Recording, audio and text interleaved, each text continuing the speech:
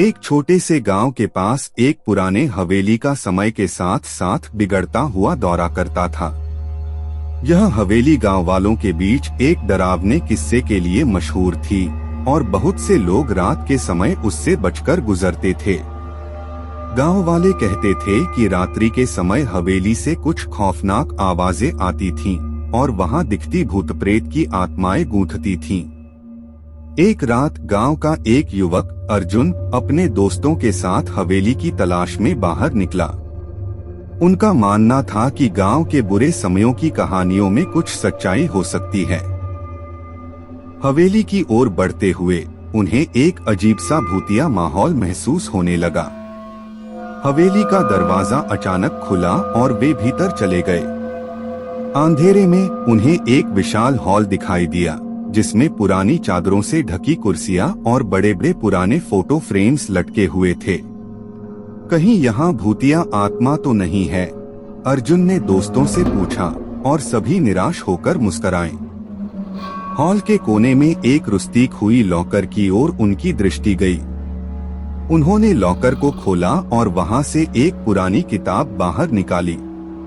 किताब की कवर पर एक पुरानी तस्वीर थी और उसके चारों ओर अजीब सी रेखाएं बनी हुई थीं। अर्जुन ने कहा, चलो इसे पढ़ते हैं, शायद कुछ खास मिले। वे लोग जमीन पर बैठे और किताब को खोला। जब उन्होंने पहले पृष्ठ को खोला तो उन्हें एक पुरानी दास्तान का आरंभ हुआ। वह दास्तान बताती थी कि एक समय की बात है जब इस हवेली में एक सुंदर सी रानी रहती थी जिनका प्यार गांव वालों के बीच बड़ा हुआ था। वह रानी अपने युवा वर्षों में ही एक दुर्भाग्यपूर्ण हादसे में निधन हो गई थी, लेकिन उसकी आत्मा कहीं आज भी बसी हुई थी। दास्तान के साथ साथ वे लोग जान पाए कि इस हवेली में उस रानी की आत्मा की उम्र बढ़ती ही बढ़ती थी और वह अपनी रूहानी शक्तियों को संजीवनी देने के लिए इंतजार कर रही थी। दरअसल उसकी आत्मा चाहती थी कि उसका प्यार फिर से उसके साथ हो, लेकिन वह यह केवल एक शर्त पर कर सकती थी। कैसे? एक दोस्त ने चौंकाया। किताब बताती थी कि रात के समय रानी की आत्मा हवेली में घूमती रहती थी और जो भी उसकी मुलाकात करता उसे एक सवाल का जवाब देना होता था। जवाब गलत होने पर वह आत्मा उस व्यक्ति को अपनी बंद रहे दुनिया में बुलाती और उसकी आत्मा को वहां बंद कर देती थी। सही जवाब देने पर वह उस व्यक्ति को एक अद्भुत उपहार से नवाजती और उसकी आत्मा शांति पा लेती थी। दोस्तों ने एक दूसरे की आंखों में देखा और एक एक करके एक एक सवाल का उत्तर देने का निर्णय लिया।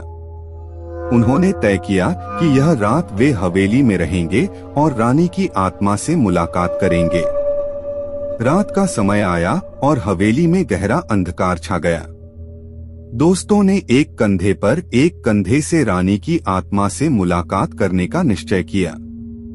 हवेली के कोने कोने से अजीब सी आवाजें आने लगीं और हवेली का माहौल और भी भयानक हो गया। धीरे धीरे एक सुंदर सा प्रकाश छूने लगा और रानी की आत्मा का रूप उनके सामने आया। रानी ने सुंदर स्वर में कहा, क्या तुम मुझे मेरे सवाल का उत्तर देने के लिए तैयार हो? दोस्तों ने तत्परता से सिर हिलाया और उत्तर देने के लिए तैयार होने का इशारा किया। रानी ने कहा, मेरा सवाल है, क्या तुम जीवित होना चाहते हो?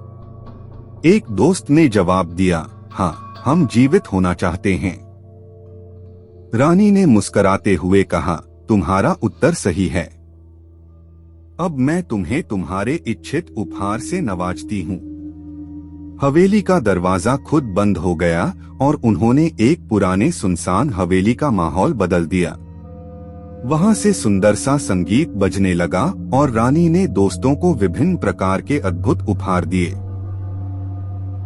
एक